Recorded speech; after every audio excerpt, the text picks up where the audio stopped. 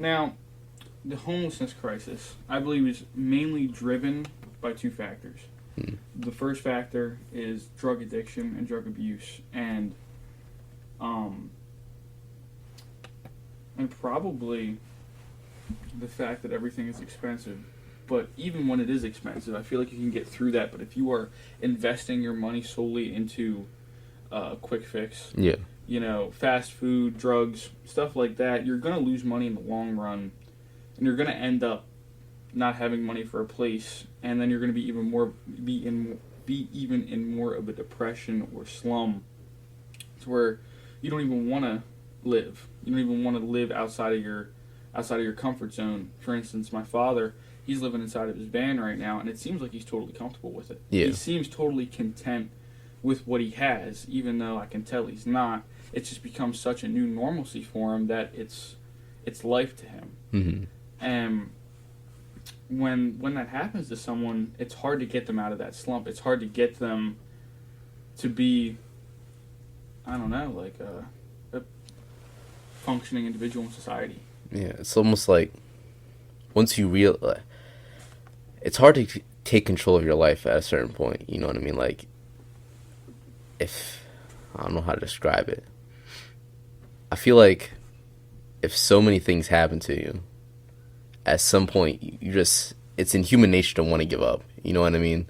Like, at some point you start feeling just helpless, and it's just, I don't know how best to explain it. I don't know. It's depressing. It really is. Like, with your dad living out of his van, yeah, he might seem fine, but maybe he's scared to take the next step. Maybe that's what I'm trying to get at. You know what I mean? Yeah. Like, taking the first step is the hardest to self-improvement, but it's just, I don't know. It's just it's difficult, I guess. Yeah. I don't really know the point I'm trying to make. Well, they say in Alcoholics Anonymous that the reason why the alcoholic is so scared to get sober is because being an alcoholic, they know what's going to happen, even though it's not necessarily a good thing. They know they're going to throw up at the end of the night. They know they're going to fall off the bar stool. They know that they might come home and get into an argument with their wife, or even worse. They know all that's going to happen, but they don't know what's going to happen when they put the drink down. They don't know if they're going to be comfortable some nights. They don't know if they're going to be able to sleep without drinking. I've heard that somewhere. Like, it's an answer. Exactly. It's an answer. It's something you can predict. Maybe it's like we fall to these cheap, like, these imitations of happiness because it's an answer that we can predict. It's not something that we have to take a risk for. It's low risk. You know what I mean? But when we take a step outside of that and we take that risk, we also take the chance of hurting ourselves more. But at the same time, we have the chance of gaining something even more. You know what I mean? Like, high risk, high reward type thing. Yeah.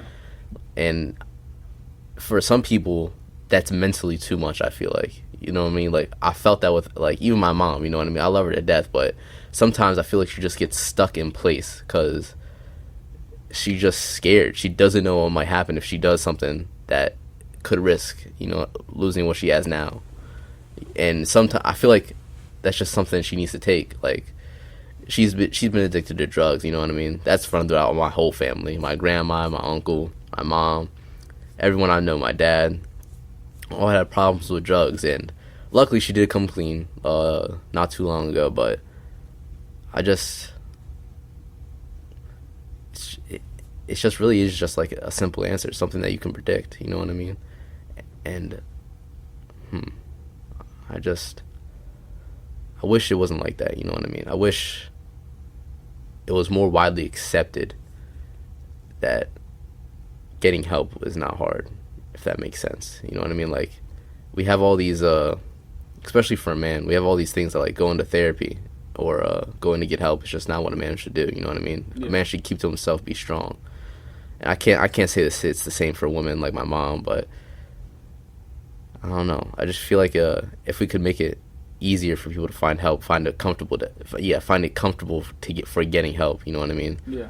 I feel like that would really help all our problems, especially with depression, because I feel like just as a man growing up with the life I've lived, it's harder to talk about things, and it's hard to trust people to understand you. Yeah. If that makes sense. Like, yeah, people could say they understand you, but how do you truly trust that? You know what I mean? I feel like if we could somehow make it more of a societal norm, which I feel like we are trying to do with just like people going out and talking about it. I feel like it's more of a widely brought up topic, but I don't know. I think I got off track a little bit there.